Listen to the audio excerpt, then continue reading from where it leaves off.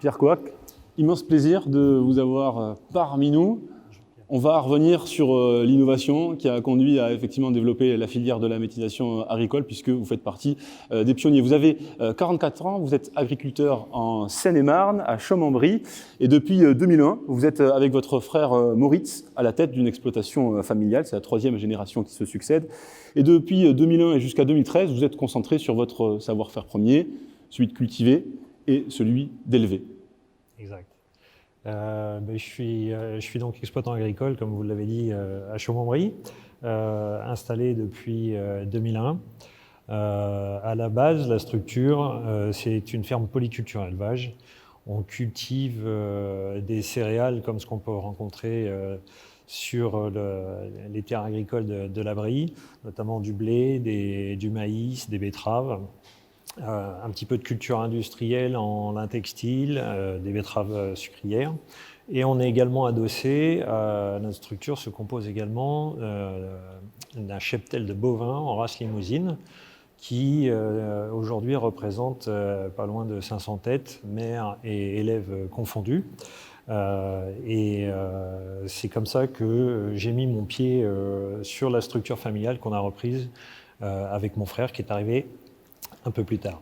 Alors, on va expliquer les raisons pour lesquelles vous êtes devenu l'un des pionniers de la méthanisation agricole en France et en Europe. On est en 2006 et avec votre frère Moritz, vous anticipez les grandes lignes, les grandes directives de la politique agricole commune européenne.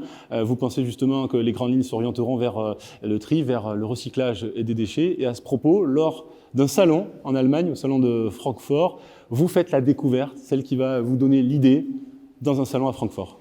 Absolument.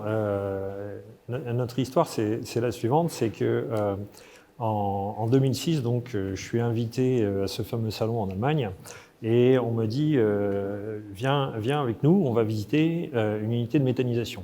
Et la méthanisation, je ne savais absolument pas ce que c'était. Et je me retrouve donc là-bas et c'était le début d'une montée en puissance des installations de méthanisation là-bas. Et sortant de là, de ces visites, on découvre qu'on peut y mettre des effluents d'élevage en termes de matière organique, on peut y mettre des cultures de biomasse et on peut également trier du déchet. Là se passe le process de la méthanisation. Ça n'a rien d'exceptionnel. La méthanisation, c'est ce qu'on trouve dans la nature, des gaz de marais. Et nous, l'image qu'on a et pourquoi est-ce qu'on trouve que la méthanisation nous correspond, c'est qu'on dit que la méthanisation, c'est une grosse panse de vache dans laquelle il y a une digestion qui s'opère. Et cette digestion fabrique du biogaz et qui est composé de méthane. C'est une technique qui n'est pas nouvelle, vous vous êtes réapproprié la technique pour l'adapter à votre activité. Exactement. Et donc, ce méthane, c'est des kilocalories, c'est de l'énergie qui est disponible. L'usage que l'on en fait de ce biogaz à l'origine, c'est on le met dans un moteur, comme un moteur thermique qui roulerait à l'essence ou au diesel. Là, il fonctionne avec ce biogaz. Il est couplé à une génératrice et il fabrique de l'électricité. C'est le modèle qui est actuellement le plus utilisé en Allemagne et également le plus utilisé pour l'instant sur le territoire français. Mais les modèles que nous, on a dessinés et qu'on a élaborés jusque-là avaient un problème de rentabilité économique. Oui, parce que si on repart sur votre histoire, entre 2006 et 2008, vous vous apercevez qu'en Allemagne, la méthanisation produit de l'électricité. Vous vous rendez compte que ce modèle économique-là, il n'est absolument pas rentable. Et c'est lors d'un déplacement en Autriche que là, vous faites une découverte. Exactement. Donc ces modèles économiques qu'on a modélisés butaient à chaque fois en termes de rentabilité. Et on trouvait ce système tellement séduisant parce que les bénéfices de la méthanisation sont multiples pour nous, agriculteurs. Et à force de visiter à travers le territoire européen, on arrive en Autriche et en Autriche, on voit un méthaniseur qui produit de l'électricité d'un côté et qui, de l'autre côté, a une installation de GNV carburant, mais de ce gaz produit du méthaniseur.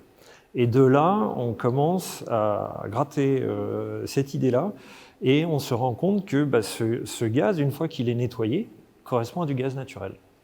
Et à partir de là, on s'est dit, bingo, en France, on produit de l'électricité, on en exporte, et c'est l'électricité la moins chère qui est produite en Europe, grâce au nucléaire. Et par contre, on importe tout notre gaz.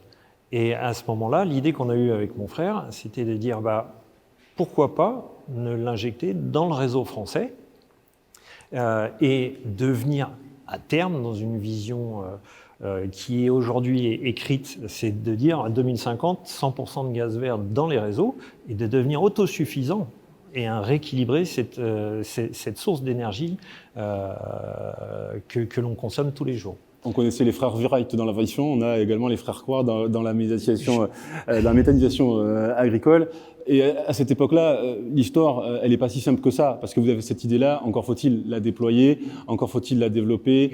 Vous allez solliciter forcément le marché, vous allez solliciter les grands groupes. Tout le monde vous prend, y compris vos confrères agriculteurs, ils vous prennent radicalement pour des fous. N'y allez pas, c'est pas votre domaine de prédilection. Exactement. Si on revient dans le contexte de 2006-2010, l'injection de gaz dans le réseau n'existait pas. Et là, vous arrivez, vous avez cette idée, vous êtes tout seul, et vous dites j'ai une idée que je pense être la bonne. Et là, c'est le néant. Il faut sortir de ses bottes et puis battre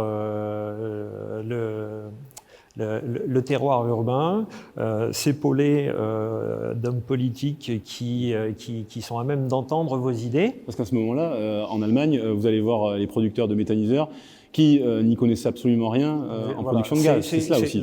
L'injection n'existait pas. Et donc, par contre, on avait une technologie en France qui existait concernant le nettoyage de ce gaz.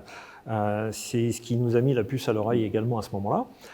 Et à partir de là, on s'est dit, l'idée, on sait le faire techniquement, et après, il faut que, administrativement parlant, tout le Lego et le plan du Lego soit présent. De là, il faut convaincre les gens pour créer des arrêtés, obtenir le droit à l'injection dans le réseau, parce que c'est quelque chose qui n'existait pas. À l'époque, on disait même que le biogaz pouvait contaminer le réseau. Aujourd'hui, pour GRDF, ça a été une révolution parce que elle recevait du gaz de l'étranger pour le diffuser dans le territoire français. Mais les tout débuts du gaz en France, c'était on a du gaz dans nos sous-sols et on le distribue. Et là, on redemandait à GRDF quelque chose qu'il pratiquait à l'époque, mais qui était totalement inconnu ou qui ne se pratiquait plus il y a 10 ans. Donc à partir de là, quand on change le scénario, les briques ne correspondent pas et il a fallu recréer et réinventer cette partie-là. Et aujourd'hui, c'est plutôt GRDF qui dit on a intérêt à aller vers ça puisque on va faire une énergie verte et on va s'autosuffire en termes de gaz. Ça s'accélère entre 2010 et 2013 pour effectivement voir tout le parcours et tout le chemin parcouru entre 2010 et 2013. C'est ça. Et donc, comme les textes n'existaient pas et la pratique n'existait pas, il a fallu batailler sur différents ponts. Et en parallèle, comme ce qui était évoqué tout à l'heure, on a même installé sur notre exploitation agricole des panneaux photovoltaïques.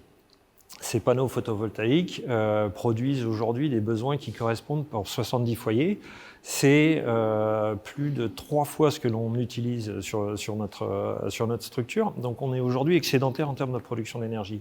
Et ça a été notre porte d'entrée parce qu'à l'époque, il était question des régionales et c'était Jean-Louis Borloo avec le Grenelle de l'environnement qui est venu inaugurer notre centrale.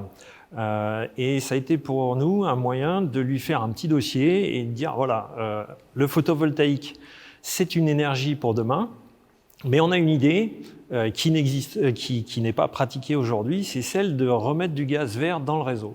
Et là, ce monsieur, pour nous, c'était assez impressionnant de voir un ministre débouler chez nous, et il a dit votre idée, j'y crois.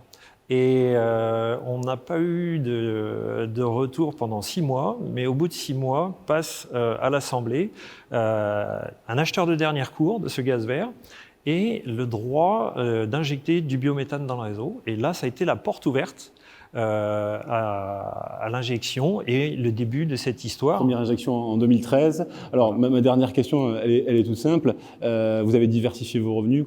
Combien représente d'ailleurs la part de la production de biométhane dans Aujourd'hui, à l'époque, 50% du chiffre d'affaires provenait de l'élevage, les autres 50% provenaient de la culture. Et j'ai envie de dire qu'aujourd'hui, le gaz vert s'approche quasiment des 50% de l'ensemble de la structure agricole, ce qui est non négligeable. Et les bénéfices sont vraiment multiples au niveau de cette injection du gaz vert. On parlait tout à l'heure de résilience et la résultante de la méthanisation aujourd'hui nous sert également, après digestion de la matière, d'engrais pour nos champs. Et donc on n'achète plus d'engrais chimiques et cet engrais sert à nourrir nos plantes et on recrée cette biodiversité et on fait revivre nos sols puisqu'on considère que nos sols aujourd'hui ce ne sont plus des supports comme ce qu'on a pu m'enseigner à l'époque, des supports pour pouvoir produire des plantes, mais c'est vraiment des bactéries que l'on nourrit avec ce digestat. Et donc on a vraiment quelque chose de très vertueux en termes de production d'énergie verte d'un côté, en termes d'alimentation de nos sols. On va cultiver de la biomasse qu'on a oubliée pendant toutes ces années